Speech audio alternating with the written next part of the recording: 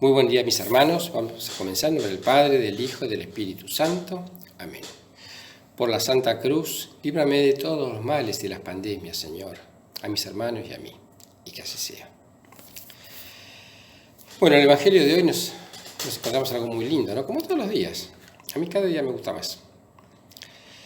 Jesús nos dice, la paz les dejo, mi paz les doy. ¡Wow!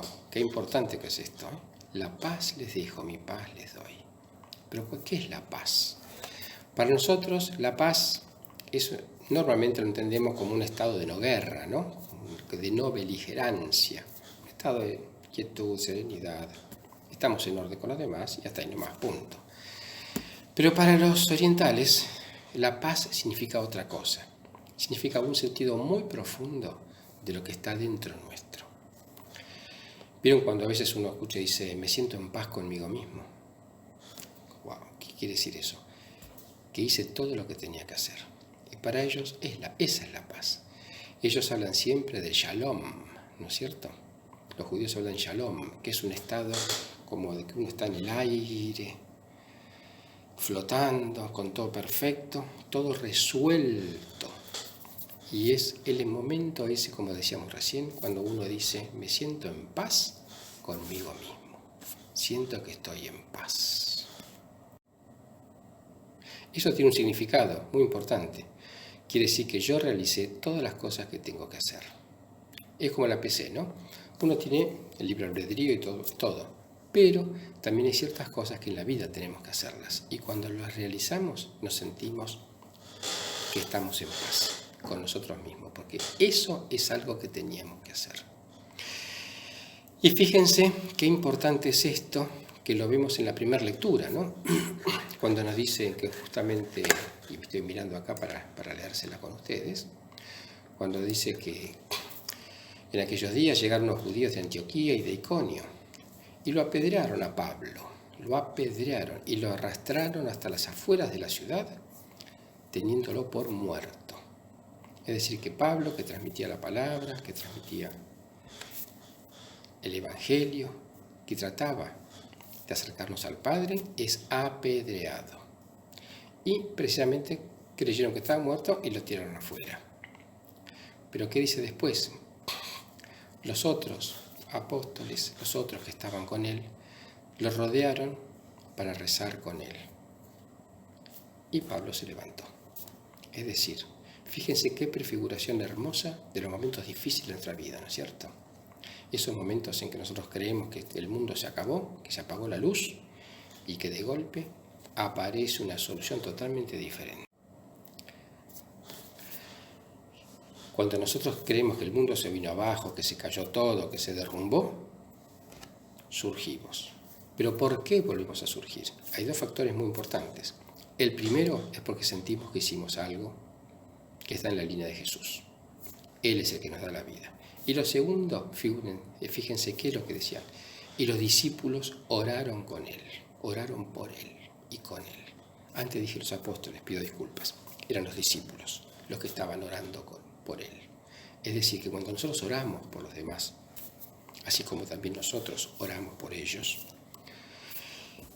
oran por nosotros y no importa el problema que sea, siempre nos levantamos. Es decir, que cuantas caídas tengamos, vamos a tener la misma cantidad o más todavía de situaciones para poder levantarnos y resurgir. ¿Por qué? Porque lo estamos haciendo, como dijimos antes, por Jesús. Y cada vez, aunque nos caigamos y estemos por el piso, nos sentimos en paz con nosotros mismos, porque sabemos que hicimos lo que debíamos hacer.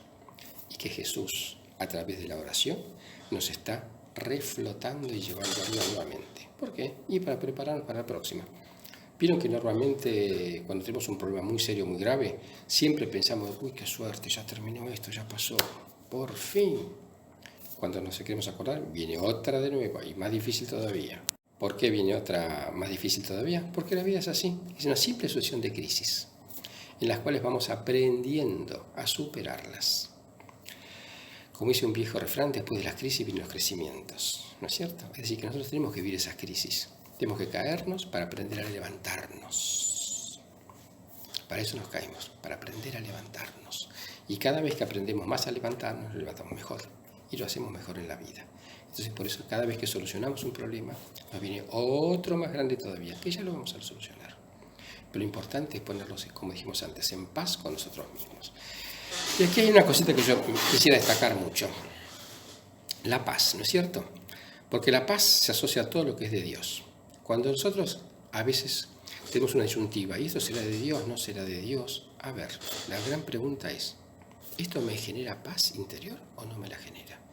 Si no me genera paz interior, quiere decir que no es de Dios. Ahora, si me genera una paz interior, quiere decir que es de Dios. Entonces no importa, como dice el Salmo, que cruce oscuras quebradas, muchos problemas. Yo sé que la vara y el bastón de mi Dios están para cuidarme y protegerme. Porque, como dijimos ya en una oportunidad, al mal, siempre hay mal, pero Dios toma el mal simple para convertirlo en bien compuesto. Esa es la cocina de Dios, convertir al mal en bien. Nosotros somos sus servidores, tenemos que aprender también a cruzar por esas oscuras quebradas, pero con mucho cuidado, sabiendo que atrás nuestro lo tenemos a Jesús que nos está cuidando, no cruzarlo solos, porque solos no podemos.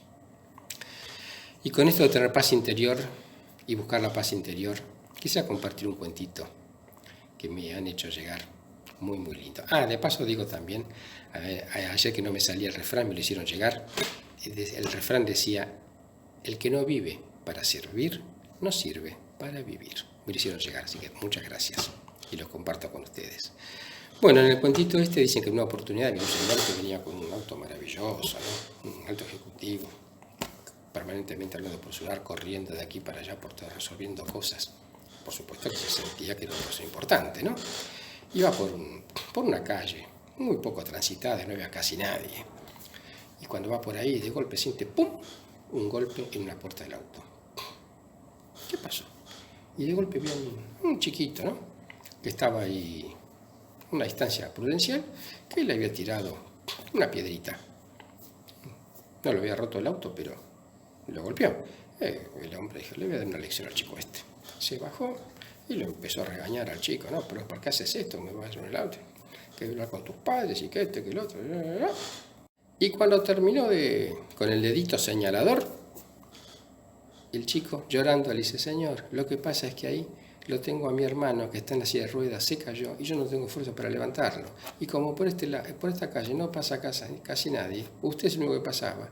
Si no paraba usted no tengo a quién pedirle, por eso le tiré ese corchito que encontré, que no le rompo el auto, pero por lo menos necesitaba que por favor se bajara para ver si me podía ayudar. Ahí le cambió, no la cara, la situación le cambió al señor ese. El mundo, ese mundo tan grande que tiene estantería, se le vino abajo. Porque levantó la mirada y vio que había un chico en una silla de ruedas que estaba tumbado y caído. Vení que lo vamos a levantar. Fue, lo levantó, lo llevó, pero vamos a llevarlo donde tenés que ir. Y lo acompañó hasta ese lugar donde tenía que ir él. Cuando volvió, le daba gracias al chico y gracias a Dios por haber recibido ese golpe en la puerta, porque ese golpe le devolvió la paz interior que él había perdido. En ese momento sintió que él verdaderamente tiene una paz interior. Bueno, esa es la paz que nos da Jesús, esa paz interior de que no importa los problemas que tengamos, lo que importa es cómo somos servidores nosotros y servidores de verdad para Dios. Y que Dios los bendiga siempre. En nombre del Padre, del Hijo y del Espíritu Santo. Amén. Hasta mañana, mis hermanos.